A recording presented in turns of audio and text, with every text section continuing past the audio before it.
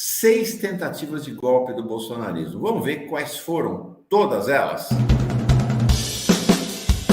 A primeira tentativa de golpe é esta, que nem eu nem Henrique nos lembrávamos mais, né? 19 de abril de 2020. Começou... Peraí, deixa eu me ver. É 2020 ou 2019? Nossa, é 2020, Mauro. Foi no auge da pandemia. Né? Eu acho que você deve lembrar, esse dia, inclusive, levantou-se a suspeita de que ele estava contaminado com Covid. Porque ele ficou tossindo, né? Isso, ele tossia loucamente e ficava tentando botar a mão na frente do rosto, assim, era meio nítido que ele estava com algum problema respiratório ali, e o cara reunindo esse monte de gente, assim. O sujeito é como disse o Miguel do Rosário, é um terrorista biológico, né? É isso aí. Então, 19 de abril de 2020, já no segundo ano do seu governo, início do segundo ano do seu governo, Bolsonaro rasgava a fantasia e indicava qual era o seu objetivo. O que essa sequência de iniciativas vai mostrar é que o golpe de Estado foi um projeto do governo Bolsonaro e continua a ser um projeto do bolsonarismo. Então, foi em frente ao Forte Apache, foi muito impactante, muito chocante, houve uma reação forte das forças democráticas, mas naquele momento a gente não tinha ainda uma frente democrática. Uma boa parte desses liberais da direita tradicional estava composta com o Bolsonaro. Houve uma reação forte do Supremo quando ele foi para frente do Forte Apache, foi muito chocante. Forte Apache é o QG do Exército, depois a gente deixou de tratar como Forte Apache e passamos a tratar como QG do Exército. Vejam uma das frases do Bolsonaro: não queremos negociar nada, nós queremos ação pelo Brasil. O que tinha de velho ficou para trás. Nós temos um novo Brasil pela frente. Todos, sem exceção, têm que ser patriotas, acreditar e fazer a sua parte para que nós possamos colocar o Brasil em lugar de destaque que ele merece. Acabou a época da patifaria, agora o povo no poder. É um discurso clássico do fascismo, né, Henrique? Ia dizer isso agorinha, Mauro. Esse discurso remete muito, inclusive, à retórica do Franco na Espanha, né? La Nueva Espanha, né? Remete demais à ideia fascista de impor à sociedade uma visão única, estreita, encaixotada, e se você não se encaixa nisso, você é um pária, né? Ele precisa lembrar que, independentemente do que ele prega, sendo alguém de cariz conservador ou não, como presidente da República, ele precisava compreender que o presidente representa todos os brasileiros e que o Brasil é uma nação plural, e essa é uma característica, inclusive, das democracias modernas. O discurso do cara é uma coisa mofada, profundamente fascista, né? E tem esse recorte especificamente do franquismo pós-guerra civil, né, na Espanha. Super. Tudo a ver com o franquismo, né? Quando eu mencionei mais cedo esse grito franquista, né? Viva la muerte, é o grito do bolsonarismo no Brasil, né? Viva a morte, né? Eles gritaram durante toda a pandemia da Covid. Lembram-se? Eu não sou coveiro. Viva a morte. Viva a morte. Essa foi a primeira tentativa. Ela assustou muito e assustou uma fatia das classes dominantes que cultivava a mesma ilusão que as classes dominantes alemãs tiveram com Hitler, que era: a gente elege o sujeito e depois controla. E ali ficou claro que ele era incontrolável, que ele não seria controlável. Aí, um ano e pouco depois, talvez a tentativa mais explícita de golpe de Estado baseado em mobilização popular, aquele 7 de setembro de 2021, em que Bolsonaro discursou de manhã em São Paulo, depois à tarde em Brasília. Foi muito impactante também e foi antecedida de uma longa preparação aberta, a céu aberto, uma preparação de golpe a céu aberto. Algumas das frases de Bolsonaro no discurso de São Paulo, foi o discurso mais evidentemente golpista dele naquele 7 de setembro. Qualquer decisão do senhor Alexandre de Moraes, esse presidente não mais cumprirá. A paciência do nosso povo já se esgotou. Não podemos admitir um sistema eleitoral que não oferece qualquer segurança. E dizer que aqueles que me tornar inelegível em Brasília. E dizer para aqueles que querem me tornar inelegível em Brasília. É o jeito Bolsonaro, né? Do clã Bolsonaro, eles têm dificuldade, realmente. Só Deus me tira de lá. Dizer aos canalhas que nunca serei preso. Acho que a história, vamos ver, não vai ser bem assim. Vai ser preso sim, senhor. Agora, impressionante, a gente olha à luz de tudo que aconteceu, né, Henrique? Esse discurso dele, a evidência de que ele deveria ter sofrido um processo de impeachment naquele momento, né? Mauro, ali foi, como você comentou, o momento mais explícito, né? A primeira vez em que explicitamente ele colocou aí as intenções golpistas dele. No entanto, eu faço um adendo. É uma percepção minha meramente pessoal. Eu lembro que à época, isso nós conversamos na redação, o pessoal na fórum.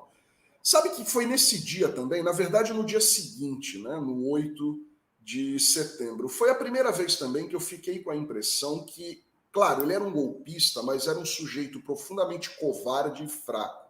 Para quem não lembra, isso aí pegou tão mal que no dia seguinte ele foi procurar ajuda do ex-presidente golpista ilegítimo Michel Temer para escrever uma cartinha e pedir desculpa e tal. Aí teve um relato, inclusive, de alguns parlamentares e algumas pessoas da ajudância lá do STF, que ele teria aparecido chorando porque colocaram na alça de mira o Carluxo, né? O Carlos Bolsonaro poderia ser preso em decorrência dessas ações golpistas, até porque ele não tem foro privilegiado, não tinha, nem tem. E a partir do dia seguinte ele já começa, não que ele recuasse, né? O Bolsonaro é um sujeito errático e assim, incorrigível. Mas ali eu percebi que o Bolsonaro era também um tigre de papel em alguma medida, Mauro, porque já pedir desculpa no dia seguinte e apelar justamente para a figura do presidente Michel Temer, né, um homem politicamente tão fraco e um presidente golpista tão frágil e sem popularidade nenhuma, diferentemente do Bolsonaro, que consegue ali arregimentar uma legião de seguidores. Foi nesse episódio também que eu percebi que o Bolsonaro ele era muito mais fraco do que ele gostaria de transparecer para as pessoas, Mauro. Será? Eu não sei se concordo com essa tua opinião, não. Acho que ali o que aconteceu foi que ele tentou, viu que não ia rolar e aí recuou. Mas foi muito rápido, não foi, Mauro? No dia seguinte... Mas é isso, né? Porque o golpe é assim, né? Não, eu concordo que você pode realmente estar com a razão, mas aqui me parece que ele perdeu o timing, né? Ele foi muito rápido. Aí o que ele fez, né? Ele tinha tentado o golpe em 2020, tentou em 2021 e aí em 2022 já depois da derrota, né? Depois da derrota eleitoral ele volta com a articulação, as tentativas de golpe, a mais, vamos dizer assim, estruturada delas é um golpe já com arquitetura legal, que é a minuta encontrada. A minuta foi encontrada em janeiro, mas essa articulação é de dezembro, pós-derrota nas eleições, encontrada na casa do Anderson Torres. A famosa minuta do golpe que detalhava, era realmente uma minuta, está aqui, um decreto, artigo 1º, fica decretado com fundamento nos artigos da Constituição Federal, o estado de defesa na sede do TSE em Brasília, com o objetivo de garantir a preservação ou pronto restabelecimento da lisura e correção do processo eleitoral presidencial do ano de 2022, no que pertine à sua conformidade e legalidade, as quais, uma vez descumpridas ou não observadas, representam grave ameaça à ordem pública e paz social. O objetivo deles sempre foi, a estratégia golpista deles sempre foi a de atacar o TSE e prender o Alexandre de Moraes, como acabou ficando explícito na 4ª tentativa de golpe, essas agora descobertas em função da prisão e da quebra do sigilo do celular do Mauro Cid, nesse diálogo entre 2 militares. Aqui nós estamos vendo 3 militares, né? Um tenente, que foi aposentado, foi meio expulso do exército, né? E virou capitão, Bolsonaro. Outro, esse foi expulso mesmo, né? O Ailton de Barros, major, expulso do exército por vender fuzis para o tráfico no Rio de Janeiro, e o terceiro, o tenente-coronel Mauro Cid, aquele que sonhou um dia ser general, talvez seja expulso das Forças Armadas. O diálogo deles, esse de 15 de dezembro de 2022, então a gente vai ver que em 2022 essas tentativas todas estão ali correndo paralelamente, uma delas, está aqui. Então a primeira coisa é essa, diz o Ailton Barros ao Mauro Cid, esse pronunciamento ou do Freire Gomes ou do Bolsonaro até amanhã à tarde. Freire Gomes, ministro do Exército. Ministro do Exército, não, comandante do Exército. E também até amanhã à tarde, todos os atos, todos os decretos da ordem de operações têm que estar prontos. E como é que tem que ser? Pô, não é tão difícil. O outro lado tem a caneta. Nós temos a caneta e temos a força. O braço forte, a mão amiga deles, né? Qual é o problema, entendeu? Quem é que está jogando fora das 4 linhas? Somos nós? Não, não somos nós. Quer dizer, o discurso é o Bolsonaro, né? É interessante que é a reprodução do discurso do Bolsonaro. E aí ele diz o seguinte, está aqui o plano. Então nós vamos ficar dentro das 4 linhas até tal ponto, linha, mas agora nós estamos o quê? Fadados a nem mais lançar. Lançar é um jargão dos paraquedistas, né? Você tem que se lançar, você tem que se jogar do avião para o salto no momento certo. Vamos dar passagem perdida, ou seja, você perdeu o momento de se lançar, de se jogar, e aí não tem mais como fazer isto.